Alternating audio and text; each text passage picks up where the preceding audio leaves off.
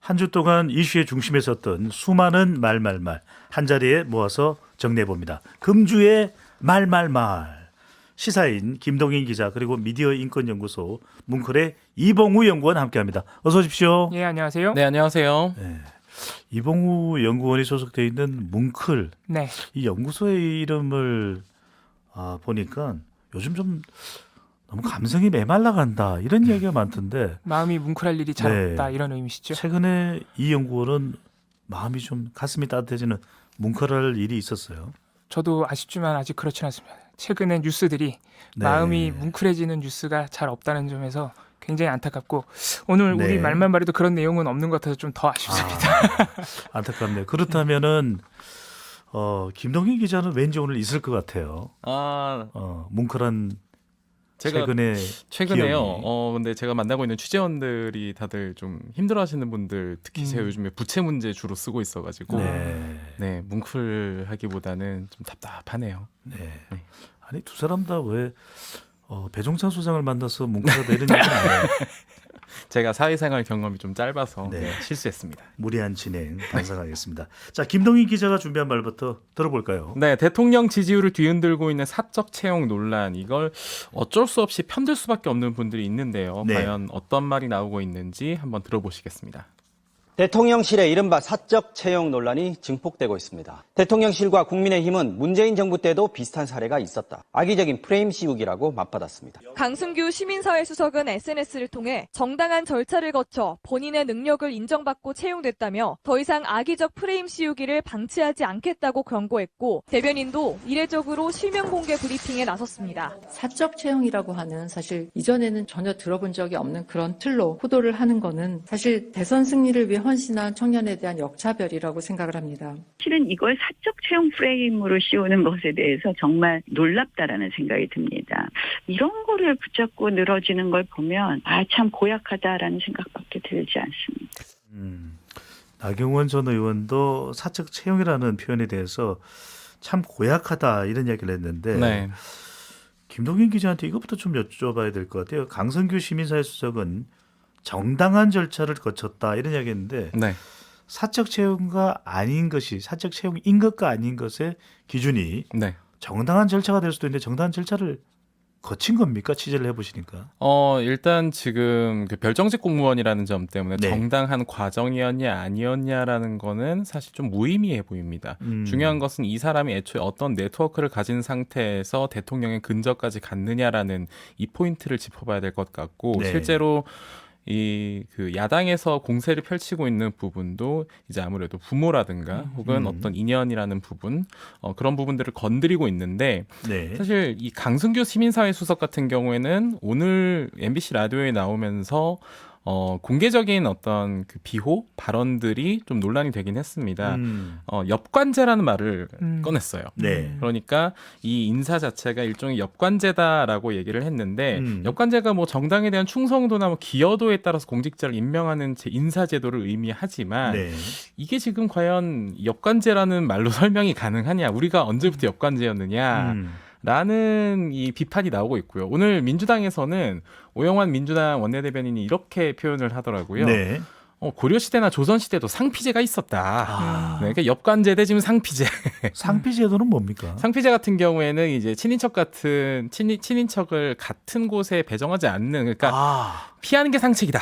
네, 이렇게 해석을 하면 되고요. 그러니까 피하는 것이 상책이다. 상피네요. 공무원 이해충돌 방지법 같은 경우에 약간 그런 의미로 지금 제정이 돼 있는. 네, 그렇습니다. 예. 그리고 지금 교사들 같은 경우에도 자녀와 같은 학교에 배정되지 못하도록 일부 실제로 이런 어떤 인사 제도를 운영하고 있는, 그리고 우리가 네. 좀 애초에 조심하자 이런 제도들이 있는데 일단 대통령실에 시민사회 수석이 적극적으로 어떤 제도적으로 원래 이런 전통이 있었다라는 형태로 비호한다는 게 지금 논란이 더 커지는 원인이 되고 있죠. 김동인 기자한테 그게 궁금하네요. 정당한 절차라는 것 중에서 네.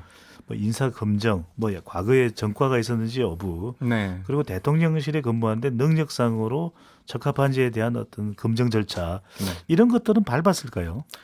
기본적으로 안에서 인사 과정에서 어떤 절차를 밟았고 어떻게 검증을 했느냐라는 네. 것은 지금 밝혀지진 않았습니다. 유일하게 지금 논란이 되고 있는 인물들 가운데 한 분이 사표를 낸 상태인데 네. 네. 이분 같은 경우에는 이 대통령실에서도 인사 검증이 조금 부족했던 점이 있는 것 같다. 알겠습니다. 라고 언급을 했죠. 주기환 전 광주시장 후보자의 아들도 논란이 되고 있네요. 네, 그렇습니다. 강인선 대변인이 적극적으로 해명한 게 이 주아무개 씨인데 네. 일정기획팀 막내로 대선까지 8개월 동안 살인적인 업무를 훌륭히 소화했다라는 겁니다. 인수위에 합류했었고 대통령실에서도 정식 채용이 됐다라고 하는데 네. 핵심 청년 인재라고 하지만 아버지가 이 주기환 전 광주시장 후보자이고 아빠 찬스. 네, 그리고 어쨌든 주기환 후보자가 지금 윤석열 대통령과의 인연이 존재하기 때문에 아무리 대통령실 이전에 캠프에서도 먼저 채용이 됐다 하더라도 사실 그 인연 때문에 애초에 기회를 잡았던 건 아니겠느냐라는 네. 해석들도 나오고 있습니다. 우리가 뭐 공정 불공정 이야기할 때 자신의 능력이냐 아니면 아빠 찬스냐 엄마 찬스냐 이게 상당히 문제가 될 수 있는데 그래서 대통령 지지율에도 인사 논란이 상당한 타격을 주고 있는데 네, 권성동 원내대표 논란이 끊이질 않고 있습니다. 네, 사과를 그렇습니다. 했음에도 불구하고 네. 오늘 자신의 네. 발언에 대해 사과 올렸는데요. 관련 발언 한번 들어보시죠. 최근 대통령실 채용과 관련한 저의 발언에 대해 송구하다는 말씀을 드립니다. 특히 청년 여러분께 상처를 주었다면 사과드립니다. 소위 사적 채용 논란에 대해 국민께 제대로 설명드리는 것이 우선이었음에도 저의 표현으로 논란이 커진 것은 전적으로 저의 불찰입니다. 뭐 지지율이 지금 당도 그렇고 정부도 좀 하락하고 있고 각종 논란으로 우려하고 비판하는 목소리가 높아지고 있습니다. 다 저희 부독의 소치다 이렇게 생각을 하고 있습니다.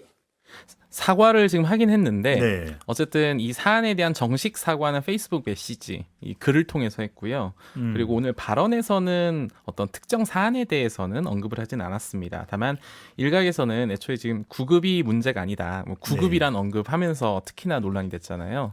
권성동 원내대표에 대한 비판이 오늘 사과로 좀 가실지는 조금 더 지켜봐야 될 것 같습니다. 네. 보통 사과를 하고 나면 어떤 식으로든 책임을 지는 것이 있는데 장제원 의원도 거친 입 이렇게 또 반박을 했고 네. 뭐 책임지는 내용이 있습니까? 권성동 원내대표가요. 일단 본인의 부덕의 소치다라는 형태로 표현을 했다 정도로 볼 수 있고 어떤 거취 문제나 혹은 앞으로 어떻게 하겠다는 약속 이런 것들은 네. 아직까지 나오진 않았습니다. 사퇴 가능성이 있을까요? 글쎄요, 그것은 여권 내에서의 어떤 파워 게임에 영향이 있어야지 어떤 움직임이 나오지 않을까 싶습니다. 이 일로는 아니다. 네. 자, 문재인 정부 청와대도 여당에서는 함께 조사하자 뭐 이런 이야기를 하고 있는 상황인데 국정조사 이야기가 나옵니다. 이게 어느 정도 가능한 이야기일까요? 야당에서 그러니까 더불어민주당에서 19일 의원총회 이 자리에서 이 국정조사 요구가 나왔는데 네. 문제는 국정조사 요구 자체가 일종의 그 안보 문제, 특히나 지금 그 어민 북송 문제와 북송어민 사건. 네. 네. 연관되면서 그럼 이것도 국정조사를 하자라는 형태로 나왔어요. 그러다 보니 정치적인 거래 내진 정치적인 맞받아침 아니냐.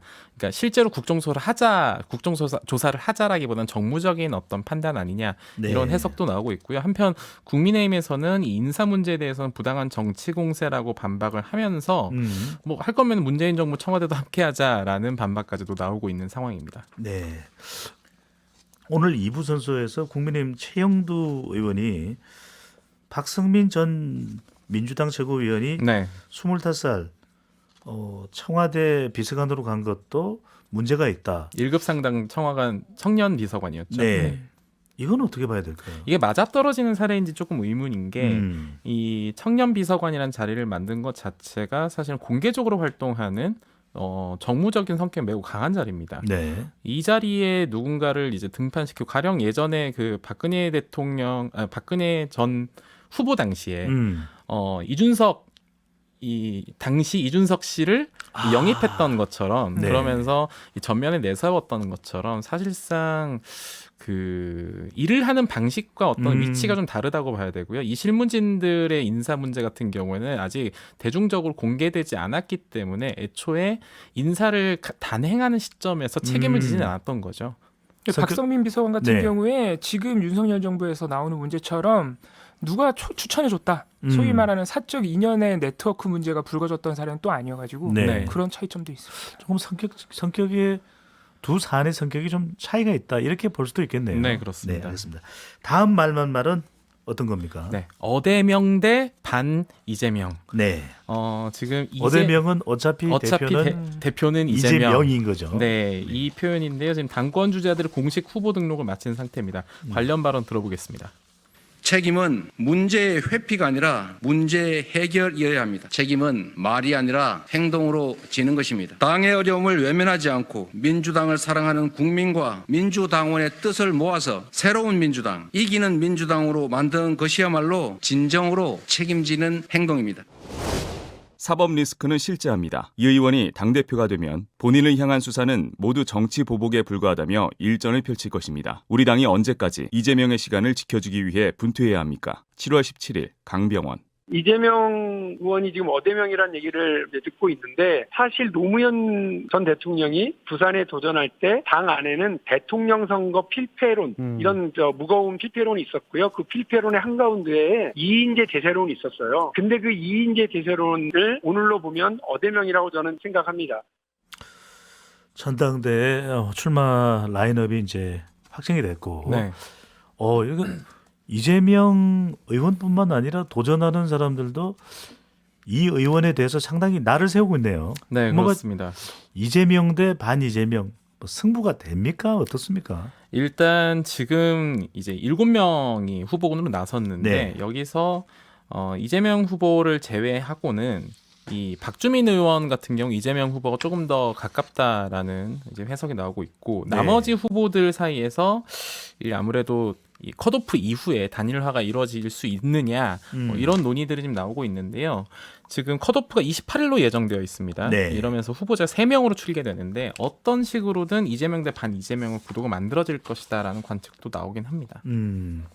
이봉우 연구원이 보시기에는 이재명 의원의 최대 라이벌 그래도 누굽니까? 전당대회에서. 그거를 제가 판단할 수 있을까요?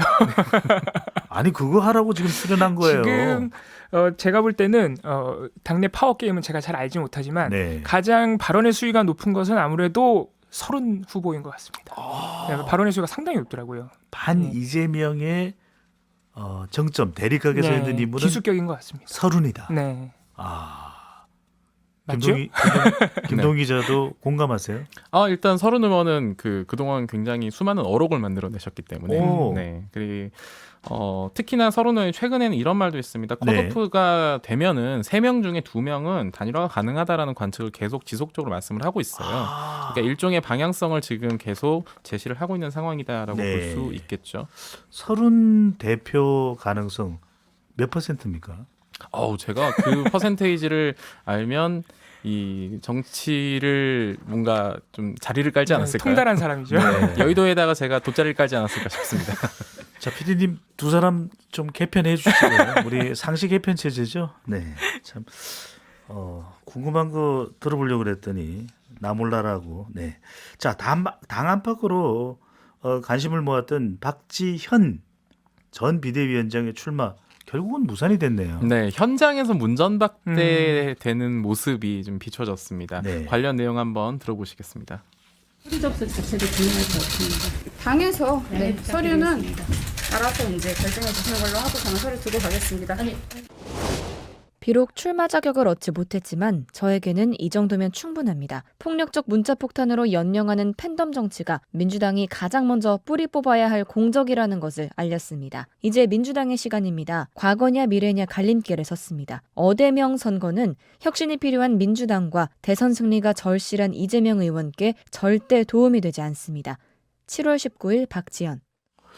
김 기자, 참 궁금한 게 박지현 전 비대위원장의 행보를 보면은 상당히 정치적이고 이게 과연 20대 정치 신인으로서 가능한 일일까? 누가 뒤에 있습니까? 누가 뒤에 있다라는 것을 제가 알면 단독 기사를 썼을 것 같은데. 아니 오늘 뭐예요 도대체? 뭘 하나 해온 게 있어요? 왜 뒤에 있다라는 것을 기본적으로 상정하느냐라는 것이 박지원 전 비대위원장의 그렇죠. 주장입니다. 그래요? 네. 왜 누가 내 뒤에 있을 것이라 생각하느냐. 물론 처음에 정치를 시작할 때에도 너는 얼굴마담이 아니냐라는 소리를 많이 들었다 하지만 네. 실제로 그러지 않았다라는 게 본인의 주장이고 또 본인을 밀었던 이재명 의원에게 지금 정면으로 반박하고 있기 때문에 네. 본인이 본인의 길을 가는 것이다라는 게 현재 박지원 전 비대위원장의 주장이죠. 이봉우 연구원 보시기에는 박지현 전 비대위원장이 왜 반 이재명으로 돌아선 거예요? 일단은 그냥 공개적으로 나왔던 입장들 보면은 아무래도 최강욱 의원 징계건이 컸다고 봐야겠죠. 네. 그 전까지는 강경하게 이렇게 징계를 밀어붙일 때도 이재명 의원이 어느 정도는 지지해주는 입장이었는데 어느 순간부터 이제 말도 못하게 했다는 게 박지원 전 위원장의 입장 아니겠습니까? 그게 가장 컸다고 봅니다. 그게 또 계기가 됐을 수도 있겠네요. 예, 언론의 판단도 대부분 그렇고요. 네. 자, 이번에는 다음 말로 넘어가 보겠습니다. 이봉호 연구원 어떤 걸 준비를 해오셨나요? 음주운전 단속을 하고 있을 때 면허증을 내밀자 경찰이 면허증에 문제가 있다고 억지를 부린다. 자, 이게 현재 제주지법에서 진행 중인 제주 4.3 사건 피해자 특별 재심 과정에서 네. 재판부가 검찰에게 한 말입니다. 어떻게 된 내용인지 7월 12일 제주 MBC 보도로 일단 들어보겠습니다. 검찰은 4.3 당시 국방경비법 위반 등으로 형을 선고받은 68명의 특별재심 청구 소송에서 수형인 4명이 무장대 활동과 월북 전력 등이 확인된다며 희생자 결정에 오류가 없었는지 살펴봐야 한다는 의견서를 냈습니다. 수형인 변호인 측은 4.3 특별법을 부정하는 주장이라며 반발했습니다. 재판부는 검찰만이 국가기관이 아니고 엄연한 중앙정부 기관인 4.3 중앙위원회의 결정을 존중해야 한다며 검찰이 사상검증을 한다는 오해를 받을 수 있다고 우려를 나타냈습니다. 이게 특별법을 개정해서 명예회복 다 하겠다. 국가가 잘못했다. 이래놓고 이걸 다시 검사하겠다고 하면 다시 20년 전으로 돌아가자는 얘기 아닌가. 유족들은 상당한 배반감을 느낄 것 같습니다. 이게 무슨 이야기입니까? 갑자기 희생자가 맞는지 봐야 한다. 네. 이렇게 검찰이 의견을 냈던데 이유가 뭡니까? 자, 일단 이 재판이 어떤 재판인지 조금 간략하게 말씀드리면요. 네. 작년 6월에 제주 4.3 특별법이 개정이 됐습니다. 네. 그 가장 큰 목적은 이 과거에 그러니까 한 70년 전이죠. 1948년 정도에 벌어진 게 이제 제주 4.3 사건이니까. 네. 그때 불법적인 재판으로 무고한 시민들이 많이 형을 살았어요. 그래서 부당한 재판을 다시 바로잡아야 되니까 재심을 해야 되는데 그 재심 절차가 너무 복잡했던 겁니다. 오래 네. 걸리고. 그래서 작년에 이 법을 통해서 이제 간소화해줘가지고 작년부터 벌써 239명의 수형자가 특별 재심으로 무죄를 받았어요. 현재 130여 명이 다시 이 재심을 받고 있는 상황이고 네. 68명에 대해서 재심을 하고 있는 이 사건의 한 가운데 사건 재판이 진행 중인 가운데 검찰이 68명 중에 4명이 희생자가 맞는지 의문이다. 이런 입장을 지금 의견서로 낸 겁니다. 그 이유는 아까 들으신 대로 일단 무장대 활동을 했거나 했을 것으로 의심되는 정황이 있다. 그리고 월북 전력도 있는 것 같다. 그러니까 쉽게 말해서 공산당 좌익 활동을 한 것 같다는 것이요. 그 4명이. 그렇기 때문에 한 번 더 재판을 열어서 4명이 희생자로 결정된 절차를 다시 검토해야 된다. 이런 입장입니다. 검찰은.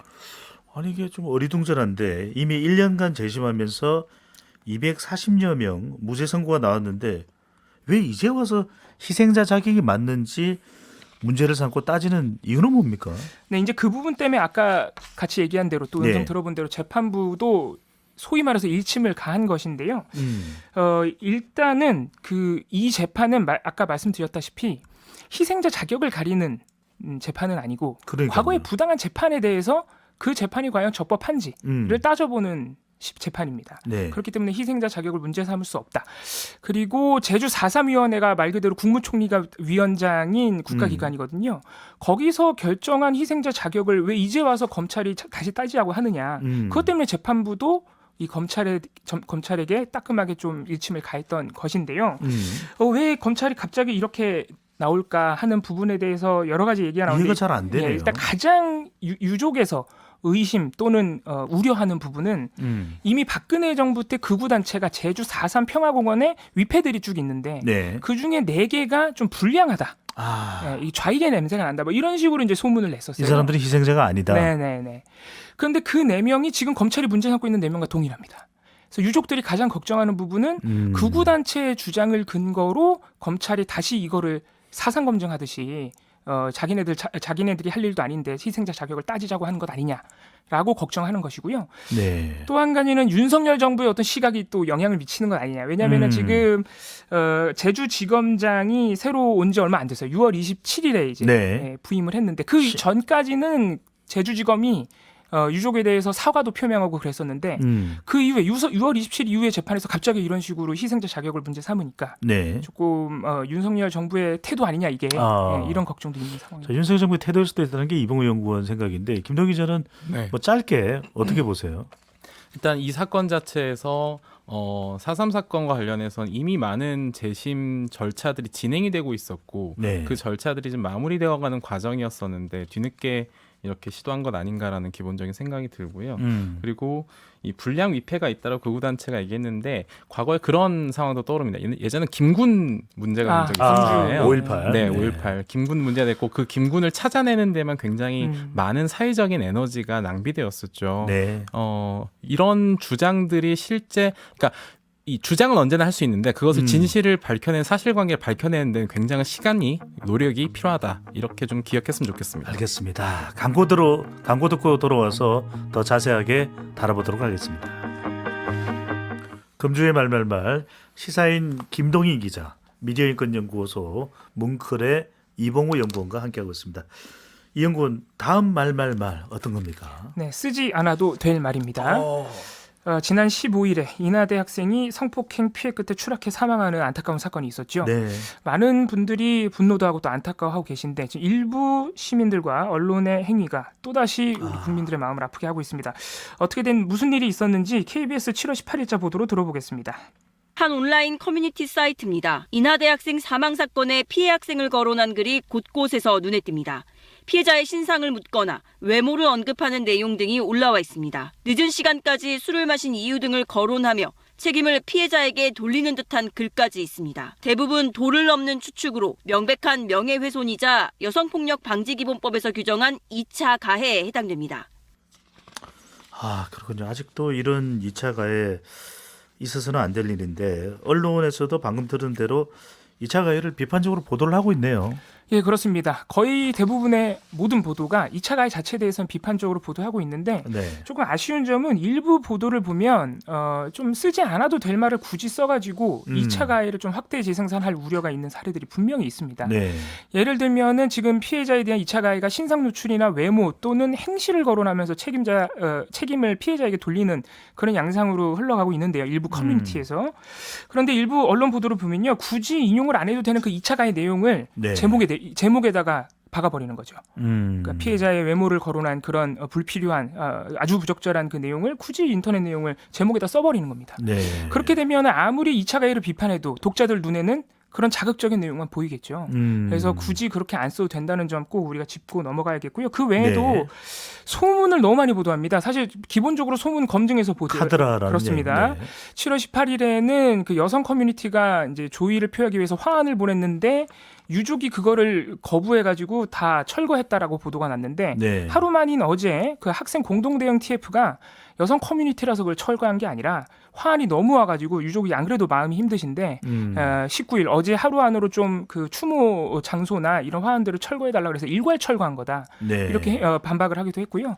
또 어제부터 나오는 보도를 보니까 그 가해자의 가족들이 친구들에게 탄원서를 요청하고 있다는 인터넷 소문이 돈다는 보도가 나와요. 네. 그러니까 인터넷 소문 한번 걸러서 보도를 해주는 게 언론의 책임일 텐데 소문이 나온다고 지금 보도를 해주고 있어서 불필요한 어떤 감정적인 소모 이런 것들이 또 지금 일어나고 있는 상황인 거죠. 참 우리가 이런 부분들은 신중해야 되는데 이봉호 연구원 선정적인 내용까지 나온다면서요?